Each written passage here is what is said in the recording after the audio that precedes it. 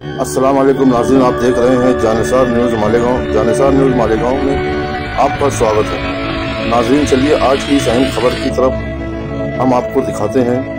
सदियों से तुमसे प्यार है, आज भी है और कल भी रहेगा। मैंने सुना आपका गाना। श्री संजय सिंह दोनों ही कह रहे हैं एक दूसरे को। धन्यवाद मान्यवर, आपने एक अत्यंत महत्वपूर्ण बिल पे मुझे अपनी बात कहने का मौका दिया। मैं जैसे उदय प्रताप जी की चंद पंक्तियों से अपनी बात शुरू करूंगा। न मेरा है न तेरा है, ये हिंदुस्तान सबका है। नहीं समझी गई ये बात तो नुकसान सबका है।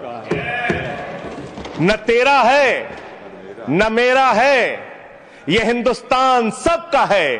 नहीं समझी गई ये बात तो नुकसान सबका है। जो आकर मिल गई इसमें वो दिखलाई नहीं देती, जो नदियां मिल गई इसमें वो दिखलाई नहीं देती। महासागर बनाने में मगर एहसान सबका है। महासागर बनाने में मगर एहसान सबका है। मान्यवर, हम लोग बचपन से एक शब्द सुनते आए, सरकार माई बाप। सरकार माई बाप यानी कि जो सरकार होती है वो लोगों की माई बाप होती है। मां की तरह ख्याल रखती है, पिता की तरह ख्याल रखती है। लेकिन अगर कोई सरकार अपने बच्चों को उसका गला घोटने पे उतारू हो जाए तो वो फिर सरकार निष्पक्ष सरकार नहीं है। नहीं है मान्यवर, वो सौतेली मां है। वो सौतेली मां है, उसका व्यवहार सौतेला है। और आज आप जो काम कर रहे हैं इस बिल के माध्यम से, आप बाबा साहब डॉक्टर भीमराव अंबेडकर जी के द्वारा लिखे गए संविधान की हत्या कर रहे हैं। और ये बात मैं इसलिए कह रहा हूं कि बाबा साहब डॉक्टर भीमराव अंबेडकर जी ने संविधान की धारा 26 में लिखा, धार्मिक मामलों के प्रबंधन की स्वतंत्रता, धार्मिक एवं धर्मार्थ उद्देश्यों के लिए संस्थाओं की स्थापना एवं रखरखाव करना, धर्म के मामलों में अपने स्वयं के मामलों का प्रबंधन करना, चल एवं अचल संपत्ति का स्वामित्व एवं अधिग्रहण करना तथा ऐसी संपत्ति का कानून के अनुसार प्रशासन करना। यह अधिकार आपने नहीं दिया। यह अधिकार किसी भारतीय जनता पार्टी के लोगों ने नहीं दिया। यह अधिकार बाबा साहब डॉक्टर भीमराव अंबेडकर जी के द्वारा लिखे गए भारत के संविधान ने दिया। मानकर और आप उस संवैधानिक अधिकार को छीन रहे हैं एक गैर संवैधानिक बिल लाके। क्या क्या लिखा इस कानून के अंदर आपने, किस तरीके से आपने इस संविधान की हत्या करने का काम किया। आप बड़ी बड़ी बातें कर रहे हैं। यह सरकार कह रही है कि ये कानून हम मुसलमानों के भले के लिए आ रहे हैं। जब मैं आपसे सुनता हूं तो मुझे लगता है कपिल शर्मा कॉमेडी सर्कस में बोल रहा है। आप मुसलमानों का भला कर रहे हैं, आप मुसलमानों का भला कर रहे हैं। दोनों सदन में एक भी सदस्य, दोनों सदन में सिर्फ एक सदस्य गुलाम अली को छोड़ के एक भी सदस्य आपका मुसलमान नहीं है। आप मुसलमानों का भला कर रहे हैं। आप मुसलमानों का भला कर रहे हैं। पूरी सरकार में एक मंत्री आपका मुसलमान नहीं है। आप मुसलमानों का भला कर रहे हैं। दो नेता अपने घरों में आपने बैठा दिया, मुख्तार अब्बास नकवी, शहनवाज हुसैन, दोनों की राजनीति आपने खत्म कर दी। आप मुसलमानों का भला कर रहे हैं। आप मुसलमानों का भला कर रहे हैं। आप मुसलमानों का भला कर रहे हैं। अरे सुनना सीखो पहले।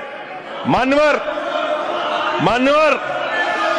मैं इनके इस कानून में क्या क्या लिखा हुआ है, क्या क्या कहा है इन्होंने। बैठ जाए कृपया, गुलाम अली जी बैठ जाए।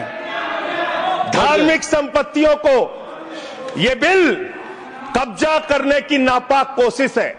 इतनी और धार्मिक संपत्तियों को सदन में इतनी कब्जा करने के लिए सदन में इतनी शांति है कि आराम से आप बोलोगे तो आराम से बोल रहा हूं सर। हाँ। आप बैठे हैं तो आपको देख के वैसे ही आराम आ जाता है। आपको देख के मैं वैसे ही आराम में रहता हूं सर। आप जब है आपका संरक्षण है तो आराम से ही बोल रहा हूं। बोलिए। मान्यवर, धार्मिक संपत्तियों को कब्जा करने की एक कोशिश है। इसलिए इस बिल पर न हिंदू को खुश होना चाहिए, न सिख को खुश होना चाहिए, न ईसाई को खुश होना चाहिए, न जैन को खुश होना चाहिए, न बौद्ध को खुश होना चाहिए, क्योंकि नंबर सबका आएगा। और आज वक्फ की संपत्तियां कब्जा करके आप अपने दोस्तों को देंगे, कल गुरुद्वारे की संपत्तियां कब्जा करके आप अपने दोस्तों को देंगे, फिर चर्चों की संपत्तियां कब्जा करके आप अपने दोस्तों को देंगे, फिर बौद्धों की संपत्तियां कब्जा करके आप अपने दोस्तों को देंगे, फिर जैनों की संपत्तियां कब्जा करके आप अपने दोस्तों को देंगे, फिर मंदिरों की जमीनें कब्जा करके आप अपने दोस्तों को देंगे। आप तो वो लोग हैं जिन्होंने प्रभु श्री राम के मंदिर में भी घोटाला किया। मान्यवर, प्रभु श्री राम के मंदिर के जमीन में घोटाला किया। मैं कागज दूंगा सर, मैं कागज दूंगा। कर दिया मैंने। ये लोग राम मंदिर में घोटाला करने वाले लोग हैं, राम मंदिर की जमीन का चंदा खाने वाले लोग हैं सर। ये लोग 2 करोड़ की जमीन 5 मिनट में 18 करोड़ में बेची सर इन लोगों ने। 16.5 करोड़ का घोटाला किया, 18.5 करोड़ में जमीन बेची। ये राम मंदिर में घोटाला करने वाले लोग हैं सर। मान्यवर, अरे प्रभु श्री राम के नाम का पैसा खाते हो तुम लोग।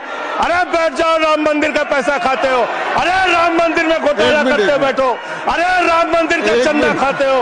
अरे चंदा चोरो बैठो, चंदा चोरो बैठो, चंदा चोरो बैठो, बैठो चंदा चोरो, चंदा चोरो बैठ जाओ। चंदा चोर हो तुम लोग चंदा चोर हो, चंदा चोर हो तुम लोग, चंदा चोरो, चंदा चोरो, चंदा चोरो बैठो। 1 मिनट को प्लीज। चंदा चोरो बैठो। सभापति महोदय, Shri Gajendra Singh ji. Sir, I am not yielding sir, I am not yielding. सदस्य ने चंदा चोरी किया इन्होंने सर, राम का पैसा खाया करने वाले प्रभु श्री राम का पैसा खाया सर इन्होंने। राम मंदिर का विषय, राम मंदिर में चंदा चोरी किया इन्होंने। चंदा चोर है सर ये लोग। इन्होंने प्रभु श्री राम का चंदा खाया। कृपया बैठ जाए। चंदा चोरी किया सर। कृपया बैठ जाए। राम मंदिर के संबंध में सर राम मंदिर के संबंध में कहे गए सभी शब्दों को मैं कार्रवाई से निकाल रहा हूं, कार्रवाई से निकाल दिए। 2 करोड़ की जमीन 18.5 करोड़ में खरीदी इन लोगों ने। 2 करोड़ की जमीन अयोध्या में 18.5 करोड़ में खरीदी। मान्यवर, कृपया मान्यवर, मेरा टाइम बचाया जाए सर। मान्यवर, टाइम पॉज कीजिए सर, टाइम पॉज कीजिए, बैठाइए इनको। Point of order, allow sir. I am not yielding sir. Point of order, Bhupendra Yadav please sit down.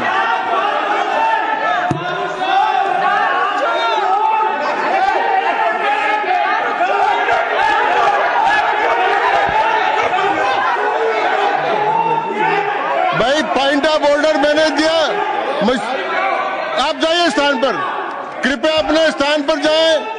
मैंने व्यवस्था का प्रश्न उठाने का मौका दिया भूपेंद्र जी यादव को। आप सब लोग अपने स्थान पर जाएं, कृपया अपने स्थान पर चले जाएं, कृपया अपने स्थान पर जाएं, कृपया बैठे। मैंने भूपेंद्र जी, कृपया बैठ जाएं, कृपया। श्री भूपेंद्र यादव सर। मैं पहले Bhupender ji, yes sir. Bhupender Yadav sir.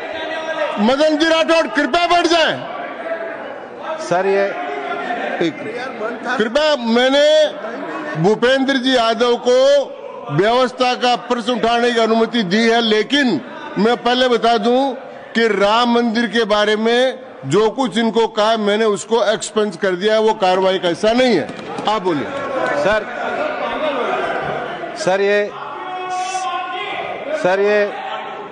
ये सदन का उच्च सदन है। रूल में बता देता हूं, रूल 238 और 240। आप 238 और 240, 238 and 240, you read it sir. There are sir 2 rules है, 238, 240। मेरे को बुक की जरूरत नहीं है। हाउ टू स्पीक, ये 238 है सर। 240 बड़ा इंपॉर्टेंट है जी सर। कोई भी सदस्य अगर इररिलेवेंट बोलता है, अगर तो ये चेयर की पावर है कि उस सदस्य को रोक सकते हैं। जो विषय डिबेट से जुड़ा हुआ नहीं है, जो विषय सदन से जुड़ा हुआ नहीं है, इररिलेवेंट विषय को आपको रोकने का अधिकार है। जो सदस्य संजय सिंह जी बोल रहे थे वो इरिलीवेंट है। तीसरा एक और विषय सर, 238 में बोलने के बाद जो असंसदीय शब्द है किसी भी पार्टी के बारे में, किसी के बारे में जो असंसदीय शब्द है वो बोले गए हैं तो उसकी भर्त्सना भी हाउस पूरी तरीके से करता है। माननीय Tiruchi Shiva Sir, I also stand on the... Please, I am allowing Mr. Tiruchi Shiva. I also stand on the same rule, sir, 238 and 240. You didn't quote 238. You remember 240, but 238 you are well versed, I know, but you are not quoted. Nothing refer, only the rule number. Yes, yes. Refer to any matter of fact on which a judicial decision is pending. No. Make a personal charge against a member. No. Please. What is? Please. Kindly listen. Hello, please. I'm on a point of order. I'm on a point of order. I'm on a point of order. Point of order आपने allow किया है। What is that? Point of order आपने allow किया है। Rule 240. बैठ जाए Sir. सुन ले एक बार Sir. मैं निर्णय मुझे करना, आप तो सुन तो लें। आप बैठे। Sir, only 240. 240 which मैंने is quoted, दोनों 238, 240 दोनों देख लिए। Please, sir. Rule 240 says, the chairman, after having called the attention of the council to the conduct of a member who persists in irrelevance or in tedious repetition, you didn't call, sir. Whether it is irrelevance or repetition has to be decided by the chair. So, the chairman... आप सुनो ना भाई, please. Hello, please. I am speaking to the chair. Please do. I am speaking to the chair. इधर देखिए ना। Sir, it is we leave it to your discretion and decision, sir. Yes. And not it is repetition or irrelevance can be decided by any other member, sir. Only you, sir. Okay, thank you. मैंने श्री भूपेंद्र जी यादव ने 240 में ये और है कि अगर कोई दूसरा सदस्य भी किसी सदस्य के इरिलेवेंट डिबेट को सपोर्ट करता है तो उसको भी डिबार करना चाहिए, आपको शिवा को भी करना चाहिए। आप एक सेकंड, मेरी व्यवस्था यह है कि 238, 240 के अंतर्गत मैंने ऑलरेडी जो असंसदीय शब्द थे वो और राम मंदिर के बारे में, क्योंकि ये विधेयक की परव्यू में नहीं आता है, इसलिए मैंने राम मंदिर के बारे में इनके लगाए गए इलेक्शन और असंसदीय शब्दों को कार्रवाई से निकाल दिया। धन्यवाद। मान्यवर, आपने कहा कि इससे आप पिछड़े मुसलमानों का भला करने जा रहे हैं। सुनने में बहुत अच्छा लगता है कि आप पिछड़े मुसलमानों का भला करने जा रहे हैं। आपने इसमें कहा कि आप महिलाओं का भला करने जा रहे हैं। सुनने में बहुत अच्छा लगता है कि आप महिलाओं का भला करने जा रहे हैं, लेकिन ये सरकार और यहां पे इस समय मंत्री जी नहीं है, मैं उनसे पूछना चाहता हूं, आप देश को और सदन को गलत जानकारी क्यों दे रहे हैं? मानवर, 2013 के वक्फ बिल में जो भारतीय जनता पार्टी की सहमति और सहयोग से पास हुआ, उसमें भी महिलाओं के लिए आरक्षण था। मना कर दीजिए कि नहीं था? मना करिए कि हम गलत बोल रहे हैं। मानवर, मंत्री जी ने कहा 1 करोड़ सुझाव आया। मैं आपसे पूछना चाहता हूं, कितने करोड़ ईमेल आए, कितने करोड़ पत्र आए, कितने करोड़ सुझाव आए? पूरे देश को जानकारी दीजिए, और मैं आपको दावे के साथ कह सकता हूं, जब पूरा सच सामने आएगा तो देश को पता चलेगा कितने लोग इस बिल के विरोध में थे, कितने लोग इस बिल के समर्थन में थे। मैं जेपीसी का सदस्य था मानवर, मैं कह रहा हूं आपसे लाइए। और आप पिछड़े मुसलमानों का भला करना चाहते हैं? मैं आपसे हाथ जोड़कर निवेदन करता हूं, विनती करता हूं, और हमारे जो मित्र उधर भी हैं, अगर आप मेरी बात से सहमत हैं तो समर्थन करना। समाज में छुआछूत को, बीमारी को मिटाने के लिए चलिए उठाते हैं कदम, और अगले सत्र में एक बिल लेके आइए। जितने भी हिंदुओं की कमेटियां हैं, ट्रस्ट है, बोर्ड है, उन सारे ट्रस्ट और कमेटियों में 80% आरक्षण दलित, आदिवासी और पिछड़े हिंदुओं को दीजिए। मैं समर्थन करूंगा आपका, माला पहनाऊंगा आपको। आप पिछड़ों का भला करने की बात करते हैं, आप दलितों का भला करने की बात करते हैं। आपकी मातृ संस्था आरएसएस 100 साल तक आपने एक भी दलित, पिछड़ा और आदिवासी, एक भी महिला को आज तक आरएसएस का प्रमुख नहीं बनाया। आप दलितों और पिछड़ों और आदिवासियों की आरएसएस के बारे में भला करने की बात करते हैं। माननीय इस बिल में क्या लिखा है? आप जो भी बातें इस विधेयक के अलावा बोलेंगे उन सबको मैं एक्सप्लेन करूंगा। ये क्या सच नहीं है? क्या ये सच नहीं है? सर मेरा टाइम रोका जाए।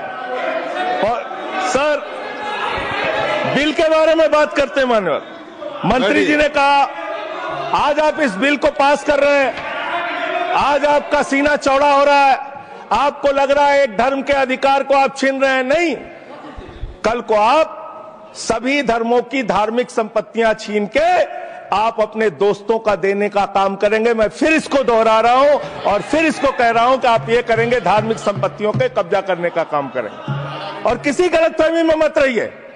आपको लोकसभा के चुनाव में मात्र 36% वोट मिला है। इस देश की 64% आबादी आज भी आपके खिलाफ है, आज भी आपके खिलाफ खड़ी है। किसी गलतफहमी में मत रहिए। बड़ी बड़ी सत्ता उखड़ गई और चली गई। मान्यवर, आपने इसमें लिखा बिल के अंदर कि वक्फ कमेटी के अंदर गैर मुसलमान इसका सदस्य बन सकता है। आप क्या गुरुद्वारा कमेटी के अंदर गैर सिख को मेंबर बना सकते हैं? क्या ईसाई कमेटी के अंदर गैर ईसाई को सदस्य बना सकते हैं? क्या बौद्धों की कमेटी के अंदर गैर बौद्ध को, क्या जैनों की कमेटी के अंदर गैर जैन को आप मेंबर बना सकते हैं? और इतना ही नहीं, क्या आप हिंदुओं के ट्रस्ट में, मंदिर के ट्रस्ट में आप क्या गैर हिंदू को मेंबर बना सकते हैं? नहीं बना सकते, नहीं बना सकते। आप एक झूठ फैला रहे हैं देश भर में झूठ फैला रहे हैं। आप कह रहे हैं ये मैं पढ़ रहा हूं राम मंदिर का, सर, राम मंदिर ट्रस्ट। झूठ शब्द असंसदीय है, जो असंसदीय शब्द उनको निकाल दीजिए। सत्य से परे, सत्य से परे। सर ये प्रभु श्री राम के मंदिर का ट्रस्ट, मैं इसका समर्थन करता हूं। नहीं, आप सर मैं इसका समर्थन कर रहा हूं। ये सब्जेक्ट नहीं है सर, समर्थन कर रहा हूं। सुन तो लीजिए, आप कहे से नहीं सुनूंगा। डिस्ट्रिक्ट मजिस्ट्रेट प्रोसीडिंग में नहीं आएगा। सर मेरी बात तो बिल्कुल नहीं आएगा। सर मेरी बात सुन लीजिए। घनश्याम जी प्लीज, चेयरमैन साहब, district magistrate of Ayodhya will be ex officio trustee who will be a practicing Hindu. If the DM is not Hindu, then additional district magistrate will be an ex officio member of the trust. हम इसका समर्थन करते हैं। Sir Hindu धर्म के trust में हिंदू को member होना चाहिए, आपने लिखा, हम इसका समर्थन करते हैं। लेकिन आप दूसरे धर्मों के ऊपर कह रहे हैं। कल को आप गुरुद्वारा कमेटियों में कहेंगे सिख नहीं, दूसरे धर्म के लोग इसमें आएंगे। कल को आप जैन कमेटियों में घुसेड़ेंगे, बौद्धों की कमेटियों में घुसेड़ेंगे। ये बात गलत है, ये पूरी तरीके से गलत है। और आज पूरे देश को आप बताइए, मान्यवर, पूरे देश को आप बताइए, 2009 में आपने अपना घोषणा पत्र जारी किया था, मैनिफेस्टो। ये मैनिफेस्टो आपका लेके आया हूं, ये तो आपका डॉक्यूमेंट है, मेरे घर नहीं बना। इस मैनिफेस्टो में लिखा है इन्होंने कि 2009 के मैनिफेस्टो में लिखा है कि वक्फ की जमीनों पर जो अवैध कब्जे हुए हैं, के.आर. रहमान की कमेटी की रिपोर्ट के हिसाब से हम मुस्लिम धर्म गुरुओं के साथ बातचीत करके उसको खाली कराने का काम करेंगे। कितना दोहरा चरित्र है आपका। आपने कहा वक्फ की जमीनों को खाली कराने का काम करेंगे जिसपे कोई और कब्जा कर रखा है। मान्यवर, एक और बात, सुप्रीम कोर्ट के अंदर आप कह रहे हो कागज चाहिए, कागज चाहिए। मंत्री जी ने कहा कागज चाहिए। मंत्री जी, आपको कागज की बहुत जरूरत होती है, कागज आपको चाहिए।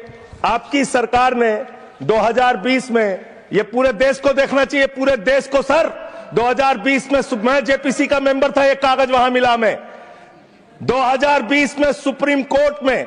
सर आप, मेरी बात नहीं आ रही सर मेरी बात नहीं आ रही। 2020 में मान्यवर, इस भारत की सरकार ने, मोदी जी की सरकार ने शपथ पत्र दिया सुप्रीम कोर्ट में। से क्या लिखा हुआ है?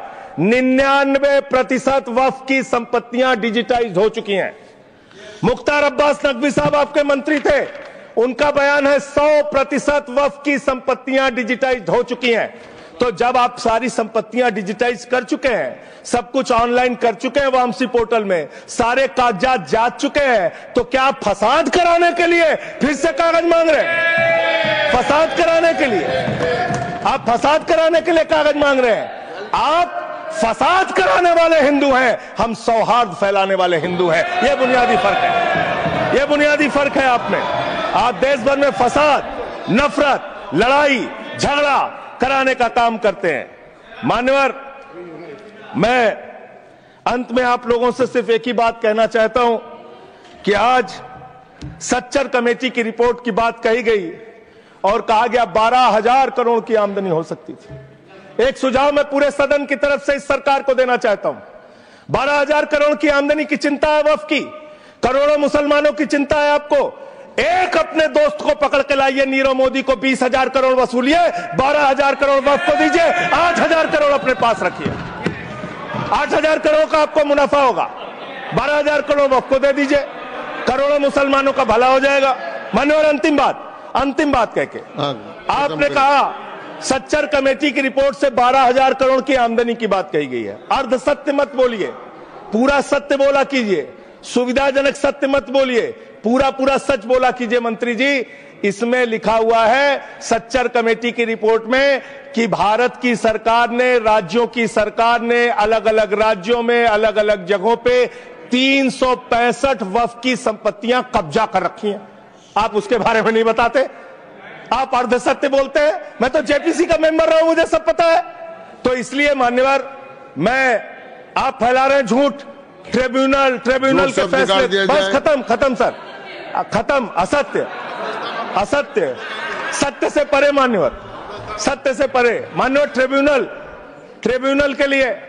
ट्रिब्यूनल के लिए आप कह रहे हैं उसको अपील नहीं की जा सकती। हाई कोर्ट का फैसला ट्रिब्यूनल के फैसले के खिलाफ आया है, सुप्रीम कोर्ट का फैसला ट्रिब्यूनल के फैसले के खिलाफ आया है। आपने कहा 5 साल का प्रैक्टिसिंग मुस्लिम होना चाहिए। कैसे प्रैक्टिसिंग मुस्लिम तय करेंगे सर? आप क्या मुसलमानों के घर में सीसीटीवी का कैमरा लगाएंगे? कौन नमाज पढ़ रहा है, कौन नमाज नहीं पढ़ रहा है, कौन मुसलमान है, कौन मुसलमान नहीं है? आपने मान्यवर ऐसे प्रावधान इसमें रखे हैं जो बड़े अजीब हैं, जो अपने आप में ये बताते हैं कि आपकी मंशा सिर्फ देश में झगड़ा कराने की है, नफरत फैलाने की है, फसाद कराने की है। आपकी मंशा कहीं भी मुसलमानों का या किसी वर्ग का भला करने की नहीं है।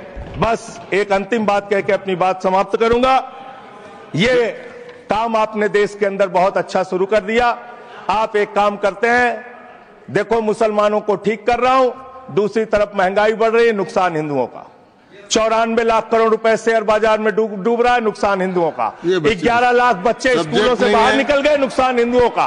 तो मुसलमानों को ठीक करने के नाम पर आप नुकसान देश के करोड़ों हिंदुओं का भी कर रहे हैं। इसलिए ये सब बातें करके देश में आप नफरत फैला के ये सब झगड़े फसाद के काम मत कीजिए। और अंत में आपसे एक ही बात कहना चाहता हूं, अभी भी वो मौका है इस बिल को जो गैर संवैधानिक है, जो बाबा साहब के संविधान के खिलाफ है, इसको वापस लीजिए। धन्यवाद।